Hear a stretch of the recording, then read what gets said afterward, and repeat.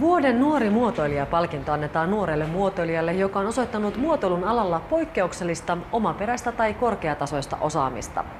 Hanna tapasi tämän vuoden palkitut täällä Helsingin Design Forumissa. Muotoilijat Terhi Tuominen ja Mikko Laakkonen ovat vuoden 2009 nuori muotoilija-palkinnon saajat.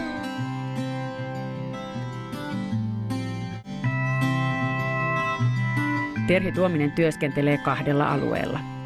Huonekalusuunnittelu edustaa taiteellista puolta työstä. Lisäksi Terhi tekee oman yrityksensä kautta tilasuunnittelua lähinnä yrityksille. Miltä tällainen kunniaosoitus tuntuu? Kiitos, tämä tuntuu todella hyvältä, lämmittää todella paljon mieltä ja tämä tuli aivan täysinä yllätyksenä, eli ehkä vielä enemmän siinä mielessä silloin. Mä koen, että tämä on tosi hieno tunnustus siitä, että on jo jotain töitä vähän tehnyt ja saanut niitä framille ja nyt semmoisena niin kuin rohkaisupotkaisuna, että lisää vaan ja anna palaa. Nyt ei ole kuin muutama pieni hetki siitä, kun Milanossa oli suuret huonekalumessut ja myös siellä sua huomioitiin. Kyllä, joo.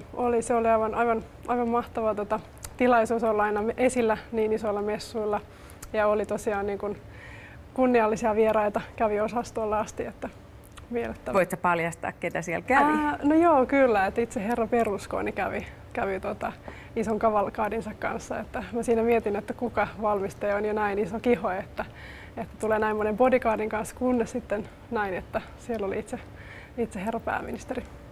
Ja pääsittekö te kauppoihin? No kyllä, tässä vielä kauppoja hiotaan, että hän osoitti mielenkiintoa suunnittelemiani valaisimia kohtaan ja nyt katsotaan sitten, että millä keinolla niitä saadaan Italiaan asti. No nyt kun sä sait tämän potkun ja kannustuksen eteenpäin, niin mihin sä tähtäät? Mä tähtään tietenkin korkealle ja katsotaan mitä tässä vielä tapahtuu, mutta että samalla mallilla jatketaan ja ehkä niin kuin paukut vaan kasvaa, mutta hienoa niin.